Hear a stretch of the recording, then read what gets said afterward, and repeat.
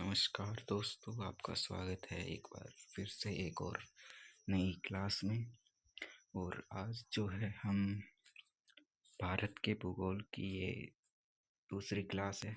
ठीक है, तो जो बचे हुए पॉइंट है उनके ऊपर चर्चा करेंगे इस वीडियो में। तो वीडियो को लास्ट तक ज़रूर देखना ताकि आपको अच्छे से सारे डाउट क्लियर हो सके। तो चलिए शुरू करते हैं। तो लास्ट में हमने तटरेखा, सीमा रेखा के बारे में पढ़ा था। तो इस वीडियो में हम शुरुआत करते हैं भारतीय मरुस्थल के बारे में। तो पहला पॉइंट है कि थार मरुस्थल जो है वो भारत का सबसे बड़ा मरुस्थल है। ठीक है, सबसे बड़ा मरुस्थल भारत का कौन सा है? थार मरुस्थल। उसके बाद है थार मरुस्थल एक गर्म मरुस्थल का उदाहरण है। ठीक है, थार मरुस्थल की सबसे बड़ी नदी लूनी है। इसको आप लोग याद रखिएगा। ठीक है, पेपर में आपको पूछा जा सकता है ये पॉइंट। ठीक है, नेक्स्ट है कि भारत का सबसे बड़ा मरुस्थल राज्य राजस्थान है। अच्छा, ये भी आ सकता है कि किस राज्य में है थार मरुस्थल, तो आप बोलोगे सर राजस्थान में है। ठीक है, अच्छा जी, अब बात करते हैं हम भारत के पर्वत और पठार के बारे में। ठीक है, भारत के पर्वत और पठार के बारे में सबसे पहले बात करते हैं हम पर्वत यानी माउंटेन्स के बारे में। ठीक है, अच्छा, एक डाउट होता है कि पर्वत कौन से होते हैं, पहाड़ कौन से होते हैं। ठीक है, तो वो भी डाउट आपका क्लियर हो जाएगा कि जो 600 मीटर या उससे ज़्यादा ऊंचाई वाले जो होते हैं उनको हम पर्वत कहते हैं। ठीक है, और जो 600 मीटर से कम ऊंचाई वाले होते हैं उनको हम पहाड़ कहते हैं। ठीक है सर, आगे बात समझ में आ गई सर। चलो, अगला पॉइंट है पठार यानी प्लेटोस। प्लेटोस क्या होता है? नीचे से तो ये चौड़ा होता है। ठीक है, और ऊपर भी ये क्या होता है? समतल होता है, उसकी कोई चोटी नहीं होती है। ठीक है, कैसा होता है ये बोलोगे सर एकदम समतल होता है इस तरीके से। ठीक है, और बात करें यहाँ पे पहाड़ की, तो पहाड़ आपका इस तरीके से होता है ना, ऊपर से उसकी नोक सी होती है। ठीक है, नीचे से तो चौड़ा होता है बट ऊपर जाते जाते वो बिल्कुल मिल जाता है। ठीक है, तो वो पहाड़ होता है, पर्वत होते हैं। ठीक है, तो पठार क्या है? एक ऐसी ऊंची भूमि जो आसपास के क्षेत्रों से तो ऊंची है लेकिन जिसका शीर्ष क्या है? समतल है, वो पठार कहलाता है। क्लियर है? अच्छा जी, चलो अब बात करते हैं सबसे पहले हिमालय के बारे में। ठीक है, तो हिमालय को निम्न क्षेत्रों में बांटा जा सकता है। पहला है ट्रांस हिमालय। अब ट्रांस हिमालय क्या है इसके बारे में भी बात करते हैं कि यह हिमालय का सबसे उत्तरी और सबसे पुराना क्षेत्र है। सबसे उत्तरी और सबसे पुराना क्षेत्र कौन सा है हिमालय का? तो आप बोलोगे ट्रांस हिमालय। ठीक है जी, अगला पॉइंट है कि भारत की जो सर्वोच्च चोटी माउंट कराकोरम, जिसको हम बोलते हैं शॉर्ट फॉर्म में हम उसको बोलते हैं MK2। ठीक है, जिसका पूरा नाम है माउंट कराकोरम।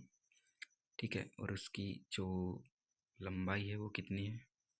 वो है, आप बोलोगे 8611 मीटर। ठीक है सर। और जो संसार का सबसे ऊंचा युद्ध क्षेत्र क्या है? संसार का सबसे ऊंचा युद्ध क्षेत्र वो है सियाचिन हिमनाद, जो कि इसी क्षेत्र में आता है। ठीक है, तो ट्रांस हिमालय में क्या क्या है कि भाई ट्रांस हिमालय सबसे उत्तरी और सबसे पुराना क्षेत्र है। ठीक है, हिमालय का क्या है? ट्रांस हिमालय। अच्छा, और जो सबसे ऊंची चोटी है भारत की, इंडिया की, वो MK2 है, जिसकी लंबाई है 8611 मीटर। इसको हम बोलते हैं माउंट कराकोरम और शॉर्ट फॉर्म में बोलते हैं हम MK2। और जो सबसे ऊंचा जो युद्ध क्षेत्र है उसको है हम बोलते हैं सियाचिन हिमनद, जो ट्रांस हिमालय में आता है। क्या क्या मेन पॉइंट हुए? सबसे पहला कि हिमालय का सबसे उत्तरी है और सबसे पुराना ये क्षेत्र है हिमालय का। नेक्स्ट सबसे ऊंची चोटी जो है भारत की वो इसी में है, जो कि है MK2। ठीक है, माउंट कराकोरम 8611 मीटर। और सबसे ऊंचा युद्ध क्षेत्र भी इसी में है। ठीक है, सियाचिन हिमनद। क्लियर है यहाँ तक? ओके। नेक्स्ट पॉइंट है महान और वृहत हिमालय।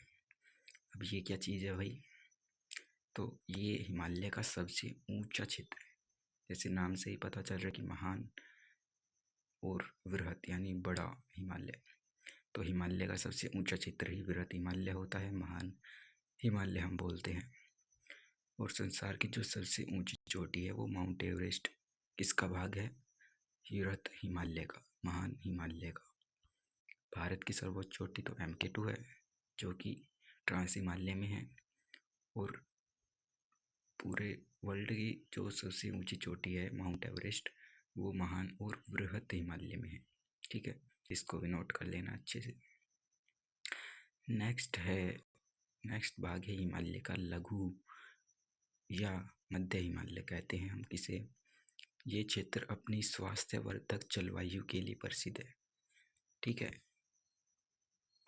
आप में से बहुत सारे लोग यहाँ पे घूमने भी गए होंगे, जो कि प्रसिद्ध स्थान है यहाँ की कुल्लू है, मनाली है, शिमला है, मसूरी है आदि इसी का भाग है। ठीक है, जो कि प्रमुख प्रसिद्ध पर्यटन नगर है, जहाँ पे लोग छुट्टियाँ मनानी चाहते हैं, घूमने चाहते हैं, क्योंकि वहाँ की जो जलवायु है वो स्वास्थ्यवर्धक होती है। ठीक है, अच्छा। नेक्स्ट भाग है हिमालय का, जो कि है शिवालिक। उप हिमालय कह दो भाई, ये हिमालय कह दो। ठीक है, शिवालिक भी एक ही है, उप हिमालय भी और बाह्य हिमालय। तो इसके 3 नाम हैं। ये जो भाग है हिमालय का, जिसको हम शिवालिक भी बोल सकते हैं, उप हिमालय भी बोल सकते हैं, बाह्य हिमालय भी। ठीक है, तो ये हिमालय का सबसे दक्षिणी और सबसे नया क्षेत्र। अच्छा, ये भी क्वेश्चन आपके एग्जाम में पूछ सकता है कि हिमालय का सबसे नया क्षेत्र। ठीक है, तो आप बोलोगे सर शिवालिक कह लो, उप हिमालय कह लो, बाह्य हिमालय कह लो। ठीक है, और पूछे सबसे पुराना क्षेत्र, ठीक है, तो उसको आप बोलोगे ट्रांस हिमालय। उसको आप आंसर क्या दोगे? उसको बोलोगे आप ट्रांस हिमालय। ठीक है, और इसके अंदर अब कौन कौन सी पहाड़ियाँ आती हैं शिवालिक के अंदर? तो वो आती हैं आपकी भारत की सबसे प्राचीन जो पर्वतमाला है, अरावली।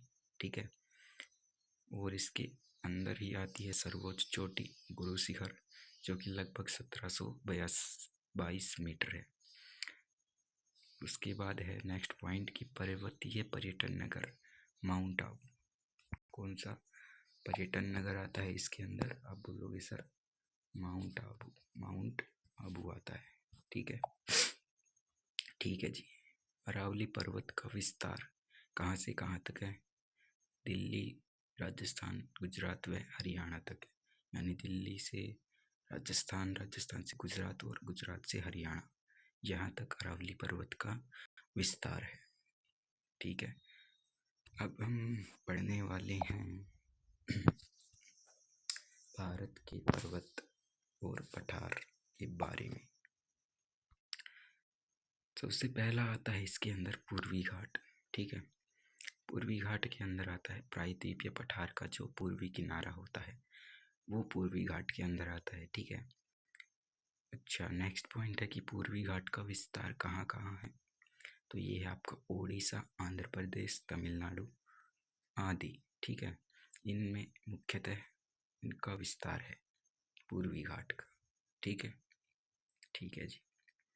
नेक्स्ट है कि सर्वोच्च चोटी, पूर्वी घाट की सर्वोच्च चोटी। ये भी इम्पोर्टेंट क्वेश्चन है। ठीक है,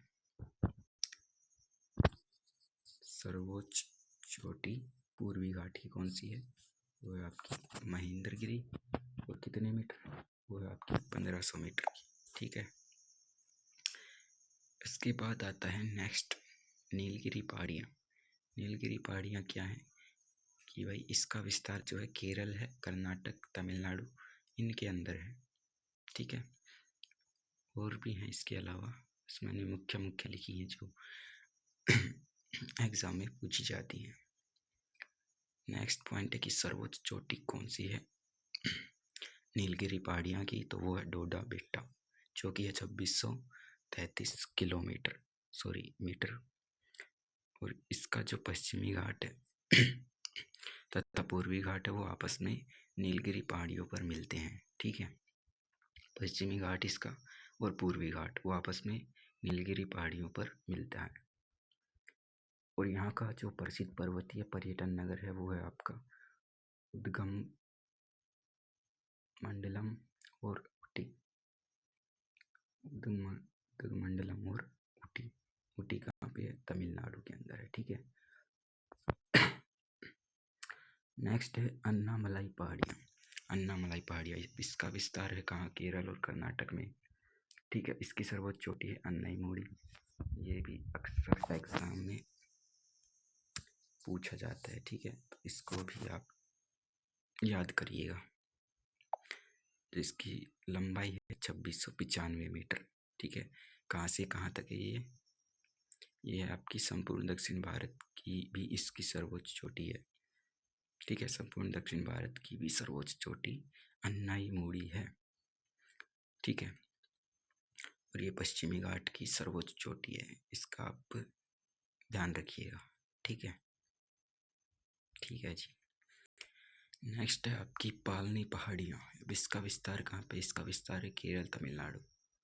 ठीक है, ज़्यादातर केरल और तमिलनाडु के अंदर ही आपको पहाड़ियाँ आपकी देखने को मिल रही हैं। ठीक है, तो ये तो जो स्टेट हैं ये मुख्य स्टेट है पहाड़ियों को विस्तार के बारे में, इनका ही आपको जिक्र देखने को मिलेगा। ठीक है, तो इनको दोनों को याद आप अवश्य रखिएगा।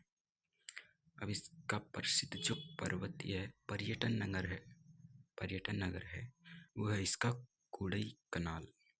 ठीक है, कोडई कनाल, इसको आप याद कर लेंगे। ठीक है, ठीक है जी। नेक्स्ट है भारत की प्रमुख घाटियाँ। ठीक है, अब बोलोगे सर घाटी किसे बोलते हैं? घाटी किसे बोलते हैं? पर्वतों को मिलन बिंदु घाटी कहलाता है। ठीक है, पर्वतों का मिलन बिंदु ही घाटी कहलाता है। जैसे ये पर्वत पहला पर्वत हो गया, ये पर्वत नंबर 2 हो गया, और जो ये इस तरीके से जो यहाँ पे मिल रहे हैं इस पॉइंट पे, बीच वाले पॉइंट पे, ठीक है, इसको ही हम घाटी बोलते हैं। ठीक है, क्लियर है? ठीक है जी। अब घाटियाँ और उससे संबंधित स्थान के बारे में, घाटियाँ और उनसे संबंधित स्थान के बारे में पढ़ते हैं हम। सबसे पहली है कश्मीर घाटी, नाम से ही पता चल रहा है कश्मीर यानी जम्मू कश्मीर में है। उसके बाद है मूर्खा घाटी, लद्दाख में है। कुल्लू व कागड़ा घाटियाँ हिमाचल प्रदेश। फूलों की घाटी उत्तराखंड। यूथांग घाटी सिक्किम में है। तवांग घाटी अरुणाचल प्रदेश। जुगू घाटी नागालैंड में है। शांत घाटी और मौन घाटी केरल में है। ठीक है, तो यहाँ से भी पूछा जा सकता है कि शांत घाटी अथवा मौन घाटी किस राज्य में स्थित है? तो आपका हो गया केरल राज्य में स्थित है।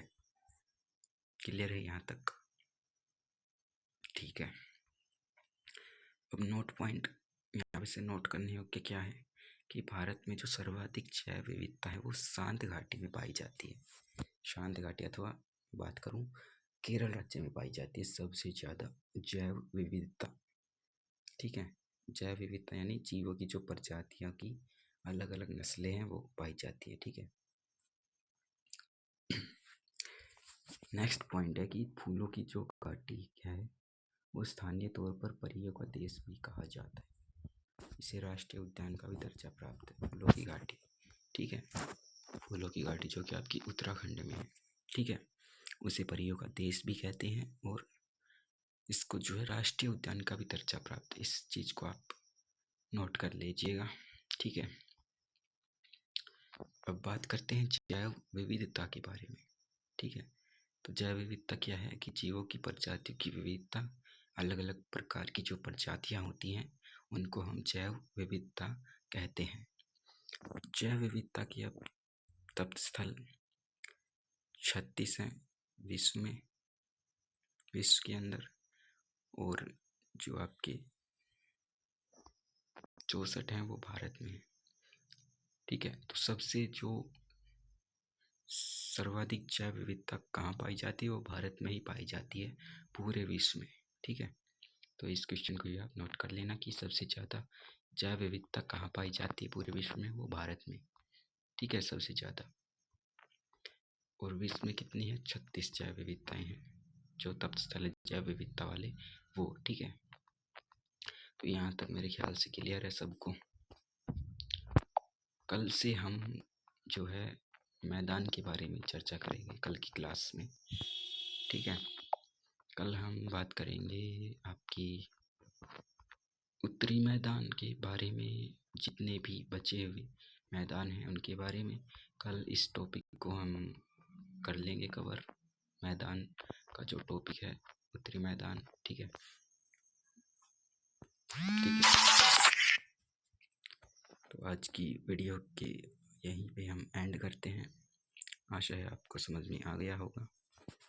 तो मिलते हैं कल एक नई वीडियो में। अगर आपको अच्छा लगे तो कमेंट करके ज़रूर बताना। आपसे विदा लेते हैं इसी क्लास के साथ। नमस्कार, जय हिंद।